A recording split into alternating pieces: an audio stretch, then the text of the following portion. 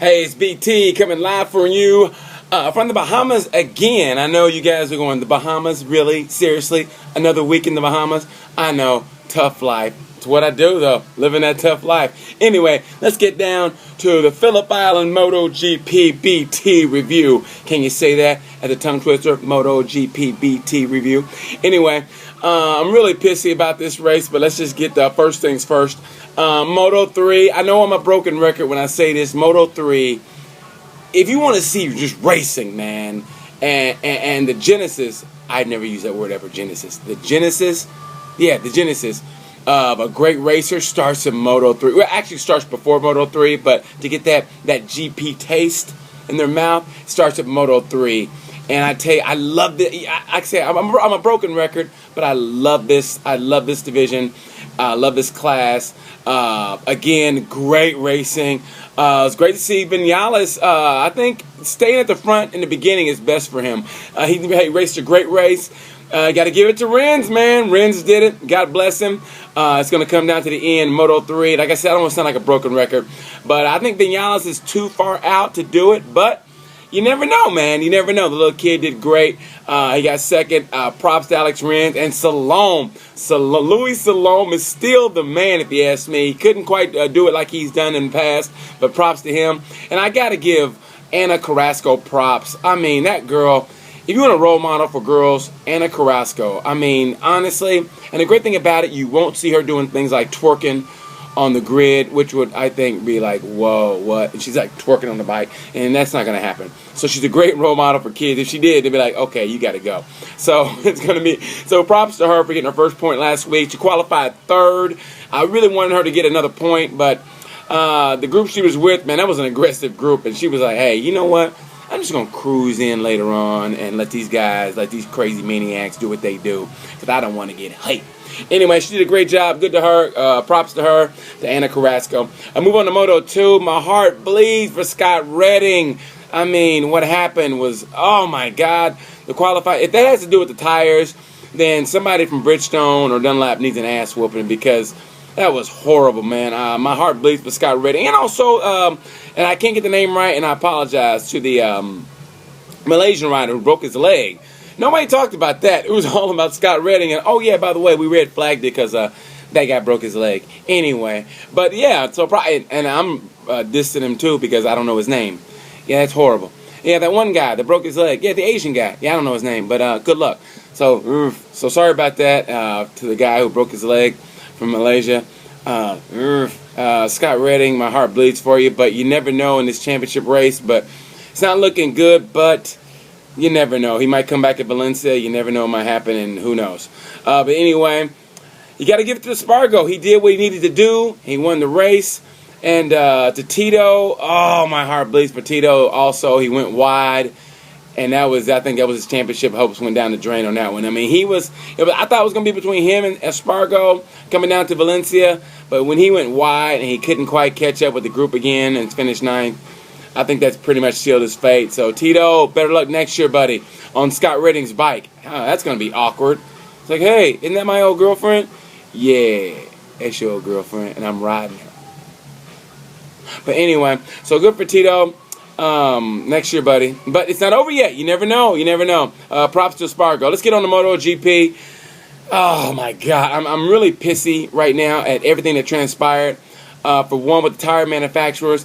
How do you not test? I mean, that's just your job. It's not like your job is to make sure the riders are safe and everything. And they shortened the race, thank goodness. But they had no choice, really. I mean, their tires are beats of crap. You would think that was such an idiotic thing they did. You would think I was running the organization. Look, I know I'm not bright, but because I know I'm not bright, it makes me bright in a dumbass kind of way. Like, I'm the brightest dumbass you'll ever meet. But at least I know I'm a dumbass. Those guys, there had to be some moment they went, ooh, kind of should have tested, oh boy. And the race was just a snafu, man. I mean, along that switching of the bikes, though, that was kind of cool to watch him switch the bikes. So you see, Jorge, when he came in for the practice, he did like a pirouette, he did a 360, like, and then he jumped on the bike. So I thought that was kind of cool. But for the most part, man, I think I'm pissy because of what happened with Marquez. How do you, with all the millions of dollars you spend, and everything. You go over the rules. They have a riders meeting. How do you not, as a pit board, go, okay, you're coming in on this right here. And the rider has to be like, okay, I'm coming in. I guess it's in. But then again, you're going 200 miles an hour, and you go, what did I just say? Like, so the fact that Lorenzo came in, I mean, I don't know how it works, but for the pit board dude to miss that's unacceptable. Matter of fact, when I got a black flag, I'd come back and they tell me why I got a black flag, because he didn't put that down on the board. Really? That's why my championship is doing. Really? Can I talk to you for a second? Can I talk? And I'd slap the shit out of him when I do. But it happens. But Marquez still had a smile on his face like a little kid. He's like, hey, that's just what it happens, you know. We, the Motegi, you know. It's like, what? He's just, he's just all happy, like, oh, well. And he'll be singing karaoke somewhere, trying to dance, and he won't even care. But, man, he still got a smile on his face. You got to love that kid.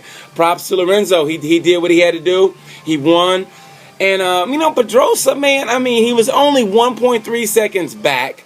Lorenzo and Marquez collided. You would think, I don't know why. I'm just really pissed off at Pedrosa. Why couldn't you give him a better race? He faded back to 3 seconds at the end of the race. How do you go from 1.3 to fading to 0? But then maybe his tires were, I don't know. I guess it was the tires. But it pisses me off that Pedrosa can't put up a better fight than that. You're only 1.3 seconds back with 4 laps to go. Man, race! Remember from the scene True Romance? You're an actor, act. Well, you're a racer, race. You're 1.3 seconds behind. Let your balls hang a little bit, Pedrosa. Let your balls hang. Anyway, rider of the race. It's really tough to say. I'm going to say co-rider of the race. Co-rider of the races go. I'm going to have it's the first one. Co-rider of the race goes to Lorenzo and Espargo. And actually, how about, can we have a try riders of the race? Lorenzo and both Espargos, okay? For Paul, they did what they had to do. And I know it sounds simple, but to do what you have to do and the pressure that comes with it, they responded. And so you got to give Paul credit, man. He hung it out there and he won. Got props to him. Props to, and does he not have the greatest smile? The Espargo brothers are the greatest, man. As far as their love for each other, man, I love my brother, but not like that. You know what I mean? I mean, how they love each other and they're there for each other. It's like, that's the way a family should be. So props to those guys, and you gotta love Paul's smile. His smile is just, well, right? It's just that, and he has that great smile. So man, good to those guys. Props to his brother for winning the CRT championship. Props to Randy DePugny. I never speak of DePugny. You know why? Because he ain't nowhere to be found. He ain't nowhere to be found. It's like our government sometimes. Where the hell are they? They ain't nowhere to be found. So props to DePugny for placing top CRT bike, but props to Aleix Espargo for getting the championship. So I'm going way too long probably on this, but I'm just really pissed off about what happened. The tire manufacturers, get your shit together. And to race direction, you had to do what you had to do. I don't really blame you guys. But that black flag, I mean, that was the rules, so I'm just really pissy about the whole thing. I can't really point a finger because the rules are the rules. Motegi next week is going to be great. Hope you guys stay tuned to BT's MotoGP review on T-Time, T-Tube. I'll see ya.